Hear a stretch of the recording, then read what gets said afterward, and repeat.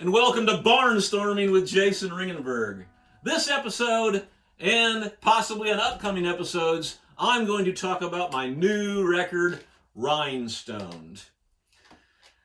Now, a few days ago, I actually totaled up how many studio albums I've made. I honestly had never done that, but I totaled them up, and this is my 18th studio album release, my 18th.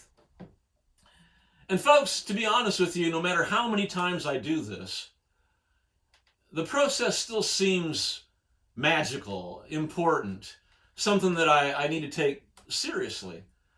And I think that as long as I feel that way about releasing records, I'll still continue to record and release these records to you folks. Now today I'm going to talk to you about the whole rhinestoned idea. And first, let's talk about what rhinestones are. Some folks that aren't in the entertainment business don't know what rhinestones are. Rhinestones are basically fake diamonds. They're not synthetic diamonds. They're fake diamonds, very, very cheaply made.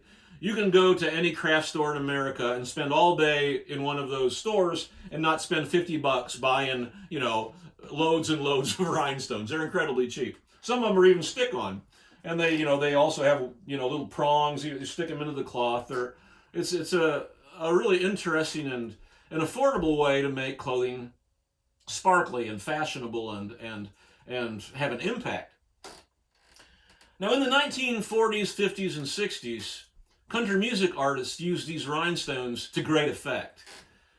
Most of these folks that came out in that time period, they were dirt poor when they started their careers. They came out of abject rural poverty.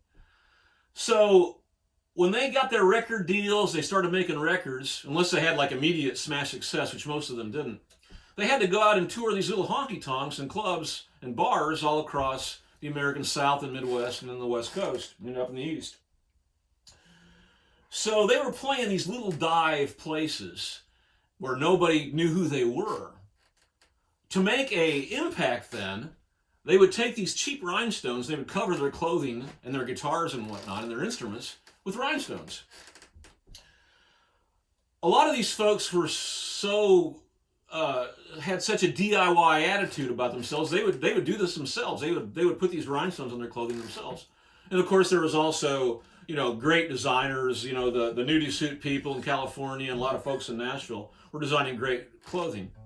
But initially most of these artists actually did a lot of their rhinestoning themselves. So, as you can tell, these rhinestones, when any light at all is in the room, there's a 60-watt light bulb here in our ceiling, and you can tell how much it reflects. Just this little bit of light reflects the rhinestones on my shirt here. So when these country music artists took the stage in these little dives, wearing these rhinestones, it created an immediate impression. They were making a big artistic statement. They were saying, pay attention to me, look at me, here I am.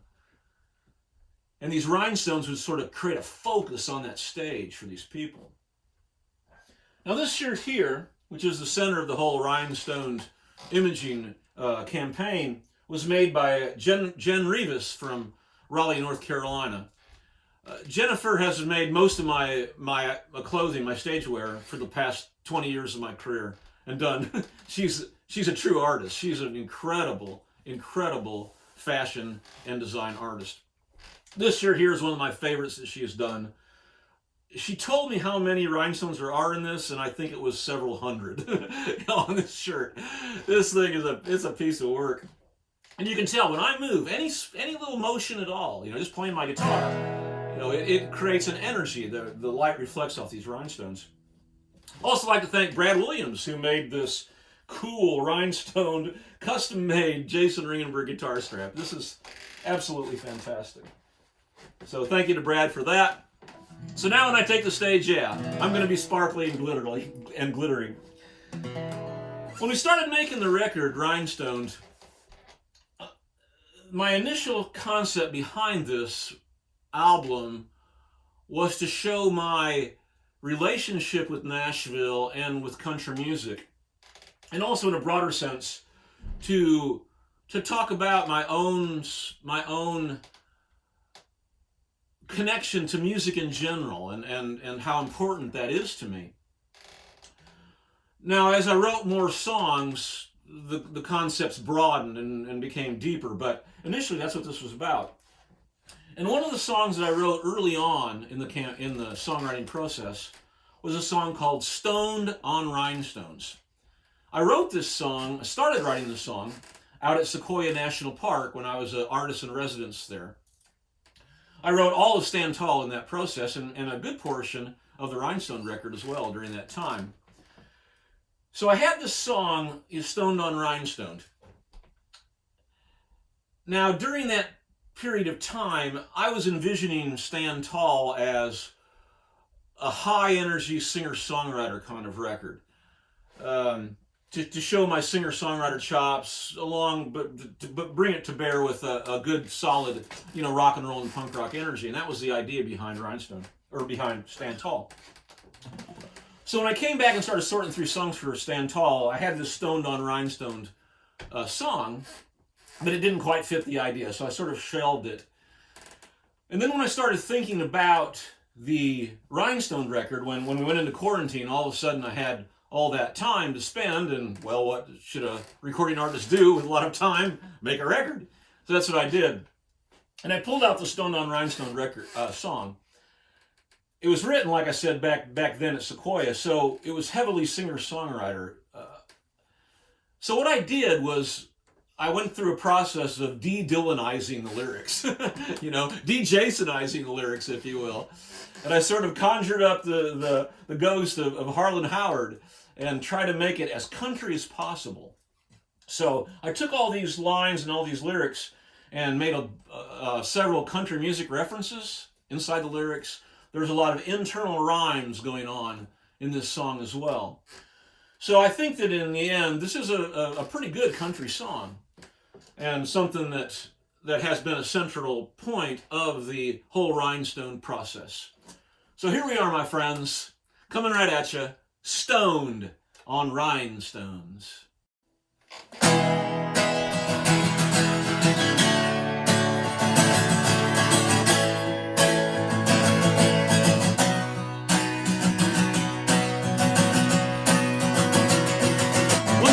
Job and security, no bad habits ever haunted me. I was Johnny on the spot, sober as a ghost, wild as I got, was jelly on toast. Then one night, everything changed. I heard old Hank and I got deranged. Now I'm stoned on the rhinestones.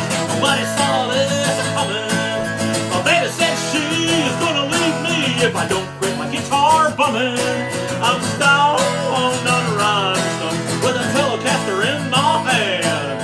I'm gonna find a satisfied mind, picking in a hillbilly band.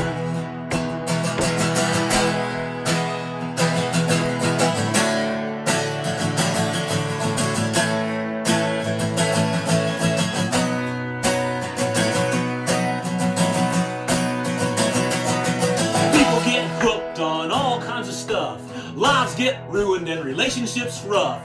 Drugs and dope, liquor and booze, giving up hope with nothing to lose. I know I'm nothing like that. I'm hooked on Hank and a Stetson hat. Now I'm stoned on rhinestones. Somebody saw this coming. My baby said she is gonna leave me if I don't quit my guitar bumming.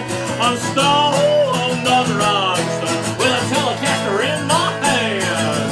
I'm gonna find a satisfied mind, picking in a hillbilly band.